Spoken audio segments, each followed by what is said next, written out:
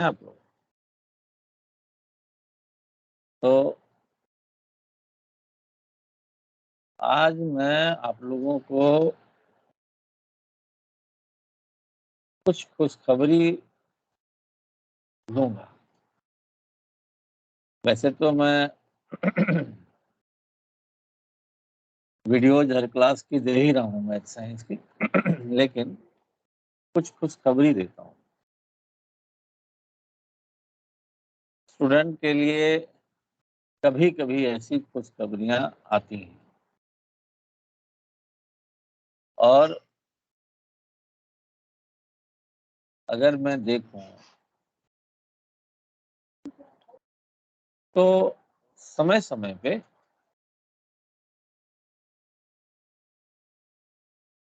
CBSE बहुत सारे बदलाव करते रहती है और सीबीएसई के जो बदलाव होते हैं, उसके पॉलिसी में जो चेंज होते हैं, वो हमेशा स्टूडेंट के लिए बेनिफिशियल होते हैं।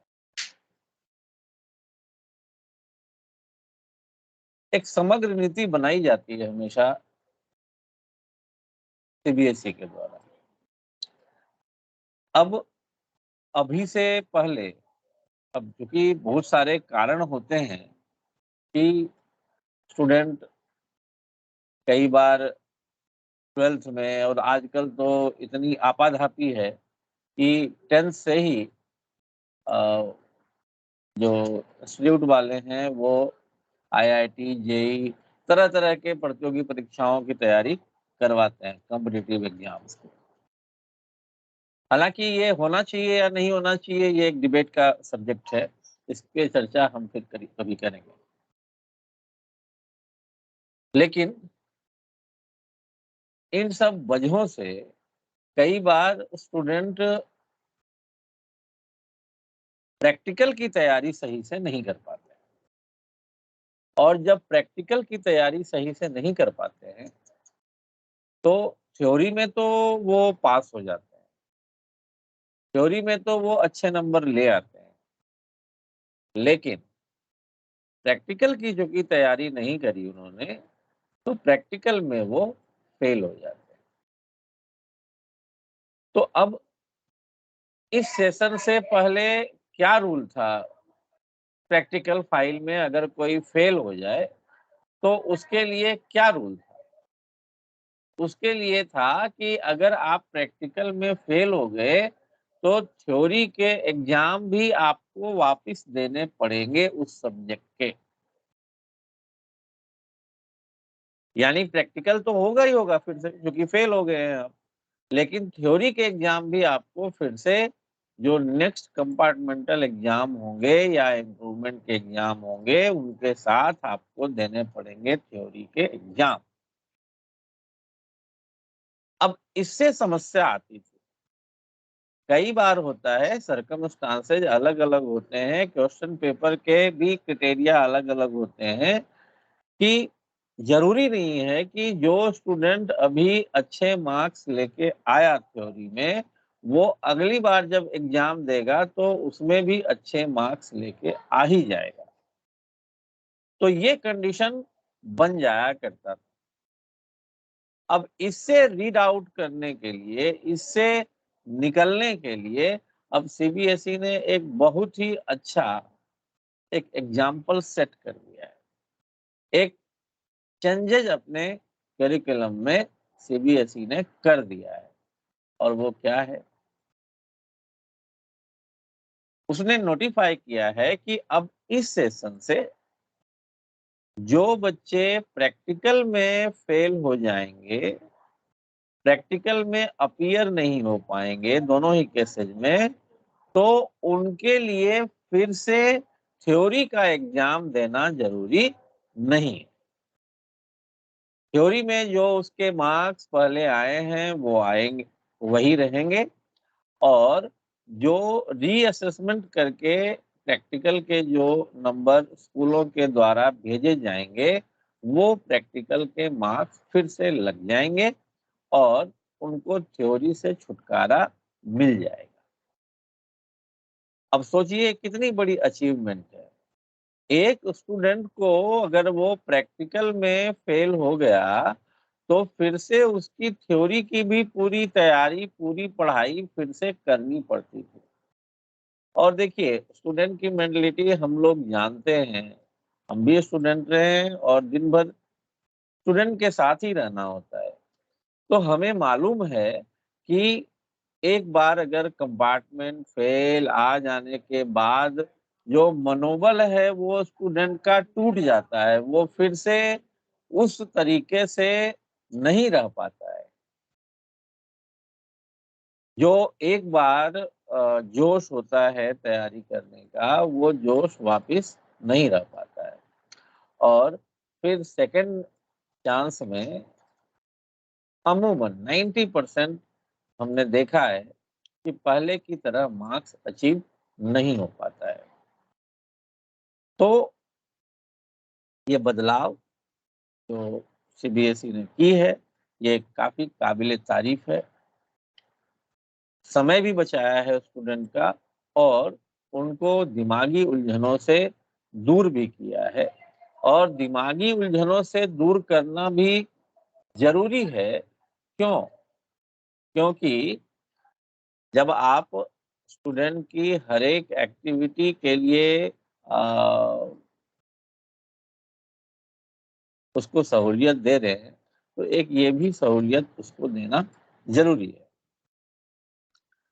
तो एक तो ये 10th और 12th के लिए बहुत ही इम्पोर्टेंट नोटिफ़िकेशन मैंने आपको बताया कि अब खुशखबरी ये है कि ख़ास करके उन बच्चों के लिए काफ़ी अच्छा है जो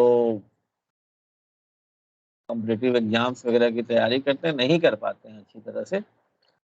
वजहें तो बहुत सारी होती हैं। अच्छा, दूसरी चीज़ और क्या किया, अब जो कंपार्टमेंट और इम्प्रूवल एग्ज़ाम होते थे, वैसे तो स्टेटमेंट कहता है कि जो कंपार्टमेंट और अप्रूवल होते हैं वो नहीं होंगे। लेकिन मैं आपको इसको थोड़ा सिम्प्लीफाई करके बता देता हूँ कि कंपार्टमेंटल और इम्प्रूवमेंटल एग्ज़ाम होंगे, लेकिन अब उस एग्ज़ाम का नाम बदल दिया गया है।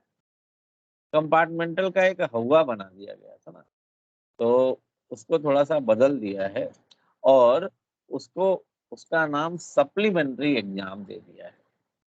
थोड़ा सम्मानजनक नाम सप्लीमेंट्री, क्योंकि आजकल बहुत दिनों से कंपार्टमेंटल वगैरह चल रहा था ना, तो थोड़ा-सा किसी का कंपार्टमेंट आ गया, तो वो नाम थोड़ा लगता था कि यार बहुत ही बेकार हो गया। तो अब हो गया सप्लीमेंट्री एग्ज़ाम।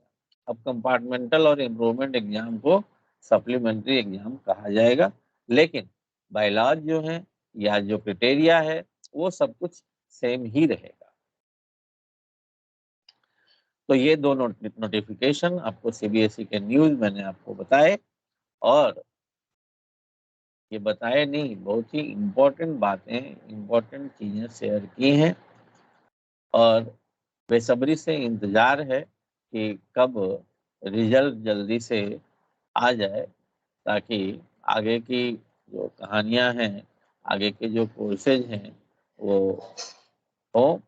और सबसे बड़ी चीज़ है कि अब जब एग्ज़ाम का रिज़ल्ट का टाइम होता है, तो स्टूडेंट भी बड़े टेंशन में रहते हैं। क्या होगा, क्या नहीं होगा? एक-एक दिन काटना बड़ा मुश्किल हो जाता है। तो रिज़ल्ट का बेसब्री से इंतज़ार है ही अभी और रिज़ल्ट जल्दी ही अ, मुझे ऐसा लगता है कि रिज़ल्ट 10th और 12th का, और 10th पहले ही आएगा क्योंकि 10th का एग्ज़ाम भी पहले क्लियर हुआ था। तो रिज़ल्ट बहुत जल्दी ही मिलने वाला है।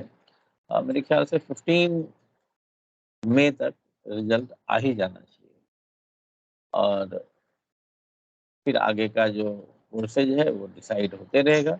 लेकिन अब इस खबर के साथ, इस न्यूज़ के साथ, गुड न्यूज़ के साथ मैं आज शुरुआत कर रहा हूँ, फिर आगे की क्लासेज़ मिलेंगे आपको और आशा करता हूँ कि आप मेरे चैनल से संतुष्ट होंगे। और तामझाम तो देखिए है नहीं मेरे पास, तामझाम तो दिखाता नहीं हूँ। लेकिन जो काम की चीज़ें हैं, वो तामझाम नहीं ढूँढता, सिम्प्लिसिटी बहुत चीज़ें होती हैं और मेरी सिंप्लिसिटी पे आप भरोसा करें। नहीं दाम लूँगा इस माल का, लेकिन सिंप्लिसिटी पे भरोसा करें आप और जैसे भी हैं, काम की चीज़ें अगर लगे तो इनको यानी मेरे चैनल्स को ज़्यादा से ज़्यादा आप स्प्रेड करें, सब्सक्राइब करवाएँ और ज़्यादा से ज़्यादा स्टूडेंट के पास पहुँचाने की कोशिश करें। बहुत सारी चीज़ें मैं आपको इस चैनल पे दे रहा हूँ। थोड़ी चीज़ें चूँकि स्टार्टिंग है तो कई बार अरेंजमेंट में, इम्प्रूवमेंट में थोड़ा-सा समय लगता है, सोचना पड़ता है, एक्सपेरिमेंट करना पड़ता है और साइंस के टीचर वैसे भी एक्सपेरिमेंट ही करते रहते हैं।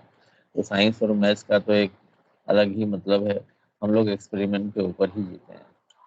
तो खैर, इन्हीं शब्दों के साथ अभी के लिए आपसे विदा लेता हूँ और